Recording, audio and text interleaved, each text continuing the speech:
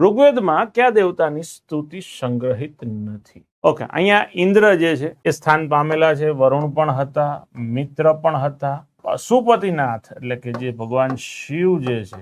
હવે વાત એ છે કે અહીંયા ઋગ્વેદની વાત કરેલી છે ને ઋગ્વેદની અંદર ખરેખર જોવા જાવ તો ઇન્દ્ર, વરુણ, સોમ, અગ્નિ આ ઋગ્વેદિક કાળની અંદર મિત્ર લઈને નાસત્ય ને એવા દેવતાઓ તમને જોવા મળશે. એ દેવતાઓની જે બીજી કે ત્રીજી કેડર જે આવતી હોય છે ત્યાં એ સ્થાન પામેલા હોય. પશુપતિ જે છે એ શિવ છે. અહીંયા તમારે જો અહીંથી એલિમિનેટ નથી કરવાનું, અહીંથી એલિમિનેટ કરવાનો પ્રયત્ન કરજો. પશુપતિ કયો છો?